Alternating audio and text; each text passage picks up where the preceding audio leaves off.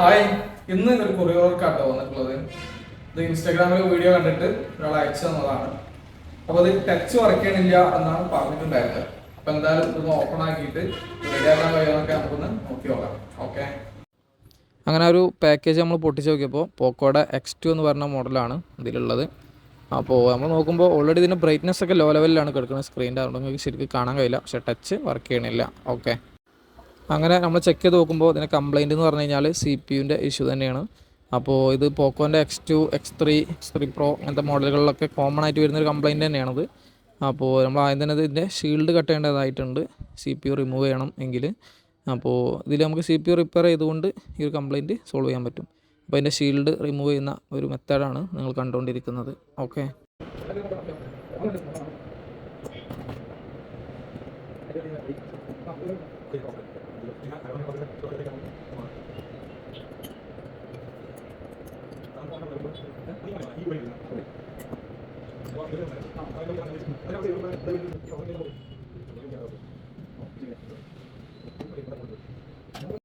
അങ്ങനെ നമ്മളെ shield cutting കഴിഞ്ഞിട്ടുണ്ട്. ഇനി നമുക്ക് ചെയ്യാനുള്ളത് ഐസിൻ്റെ 4 വശങ്ങളിൽ വരുന്ന ഗ്ലൂ കട്ട് ചെയ്ത് കൊടുക്കുക എന്നുള്ളതാണ്.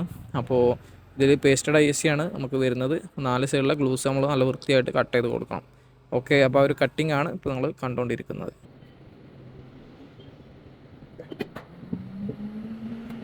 അടുത്തതായിട്ട് നമുക്ക് ചെയ്യേണ്ടത് ഇതിൻ്റെ ആ ഒരു CPU എന്ന് പറയുന്ന IC മറ്റ് ഡാമേജുകളൊന്നും കൂടാതെ തന്നെ നല്ല വൃത്തിയായിട്ട് ബോർഡിൽ നിന്ന് റിമൂവ് ചെയ്തെടുക്കുക എന്നുള്ളതാണ്. അപ്പോൾ ഇതിൻ്റെ ഈ ഒരു ICയുടെ താഴത്തൊക്കെ ഒരുപാട് ഗമ്മുണ്ടായിരിക്കും. അപ്പോൾ വളരെയധികം സൂക്ഷിച്ച് തന്നെ നമ്മൾ റിമൂവ് ചെയ്യണം, ഇല്ലെങ്കിൽ അടിയിലെ പ്രിൻറ്റുകളൊക്കെ ബ്രേക്കായി പോകും. ഓക്കെ, അപ്പോൾ അതിൻ്റെ ആ ഒരു റിമൂവിങ് പ്രോസസ്സാണ് ഇപ്പോൾ നിങ്ങൾ കണ്ടുകൊണ്ടിരിക്കുന്നത്. ഓക്കെ, അത്യാവശ്യം സ്ട്രോങ് ആയിട്ടുള്ള ഗ്ലൂ തന്നെയാണ് ഈ ഒരു IC കടിയിൽ വരുന്നത്. അങ്ങനെ നമ്മൾ IC റിമൂവ് ചെയ്ത് കഴിഞ്ഞിട്ടുണ്ട്. ഓക്കെ, അടുത്ത പ്രോസസ്സ് എന്ന് പറയുന്നത് മദർ ബോർഡിലും അതുപോലെ തന്നെ നമ്മുടെ ICയിലും വരുന്ന ഗ്ലൂസ്, ബാലൻസ് വരുന്ന ഗ്ലൂസ് കംപ്ലീറ്റ്ലി റിമൂവ് ചെയ്യാന്നുള്ളതാണ്. അപ്പോൾ അതിൻ്റെ ആദ്യം നമ്മൾ പുതിയ ലെഡ് അപ്ലൈ ചെയ്തതിന് ശേഷം ഇതുപോലെ സോൾഡറിംഗ് ആണ് ഉപയോഗിച്ചുകൊണ്ടാണ് അവർ ഗമ്മ് കംപ്ലീറ്റ് റിമൂവ് ചെയ്യുന്നത്. അപ്പോൾ ഒന്ന് കംപ്ലീറ്റ് ഒന്ന് കണ്ടു നോക്കാം. ഓക്കെ,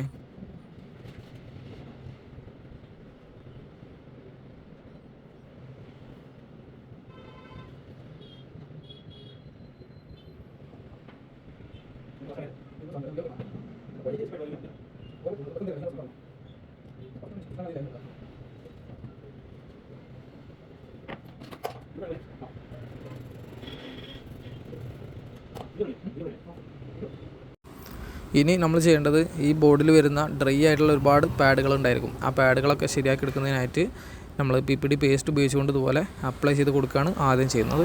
അപ്പോൾ ആ ഒരു പ്രോസസ്സ് നമ്മൾ കംപ്ലീറ്റ് ഒന്ന് കണ്ടു നോക്കാം.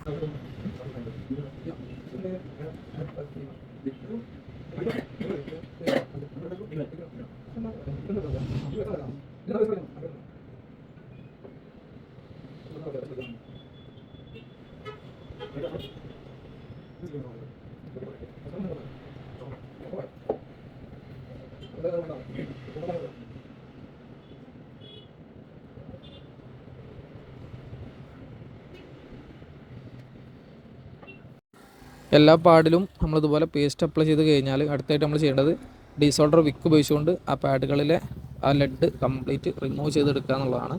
അപ്പോൾ ആ ഒരു പ്രോസസ്സാണ് കണ്ടുകൊണ്ടിരിക്കുന്നത്. ഓക്കെ,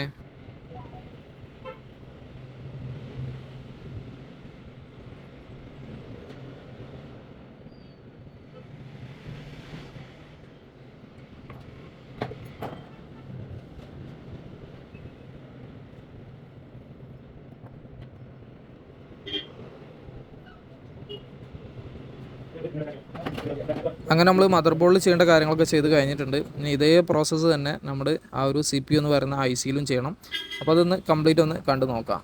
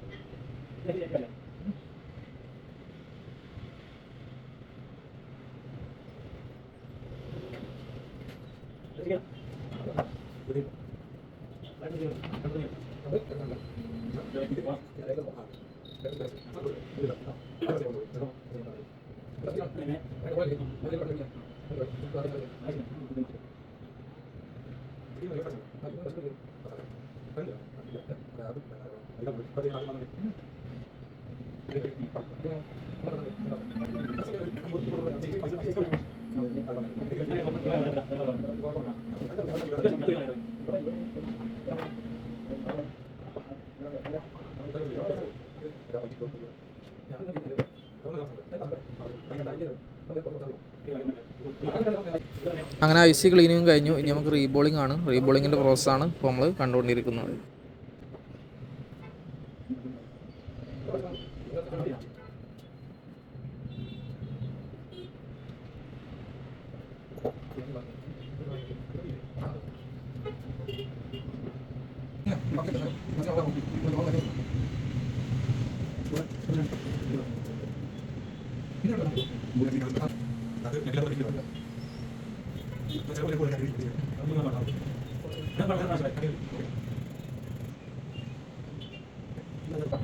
അങ്ങനെ ഐ സി റീബോളിങ്ങും കഴിഞ്ഞിട്ടുണ്ട്. ഇനി നമ്മളിത് ആ ഒരു നേരത്തെ ക്ലീൻ ചെയ്ത് വെച്ച മദർ ബോർഡിലേക്ക് ഈ ഒരു ഐ സിയെ ഫിക്സ് ചെയ്യുന്നതാണ് ഇപ്പോൾ നിങ്ങൾ കണ്ടുകൊണ്ടിരിക്കുന്നത്. ഓക്കെ,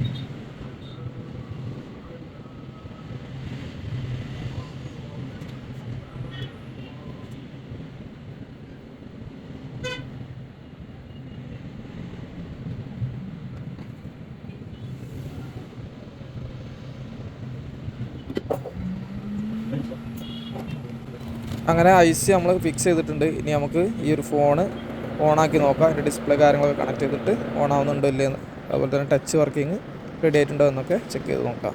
ഓക്കെ,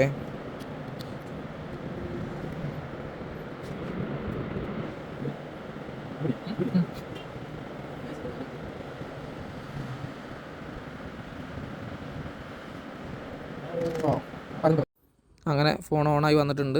ബ്രൈറ്റ്നസ് ഒക്കെ കൂട്ടാൻ കഴിയുന്നുണ്ട്. അതുപോലെ തന്നെ നമുക്ക് എമർജൻസി കോൾ എടുത്തതിൻ്റെ നമ്പേഴ്സ് കാര്യങ്ങളൊക്കെ അടിക്കാൻ. അപ്പോൾ ഇതിൻ്റെ ആ ഒരു ടച്ച് വർക്ക് ചെയ്യാത്ത ഇഷ്യൂ നമുക്കിതോടെ സോൾവ് ചെയ്യാൻ കഴിഞ്ഞിട്ടുണ്ട്. ഓക്കെ, അപ്പോൾ ഇതുപോലെ എന്ത് ഇഷ്യൂസുള്ള ഫോണുകളൊക്കെ ഉണ്ടെങ്കിൽ നിങ്ങൾക്ക് കോൺടാക്ട് ചെയ്യുക. കോൺടാക്ട് ചെയ്യുന്ന നമ്പർ വീഡിയോയിലും ബയോയിലും ഉണ്ട്. ഓക്കെ, അപ്പോൾ മറ്റൊരു വീഡിയോയിൽ വീണ്ടും കാണാം. ഓക്കെ.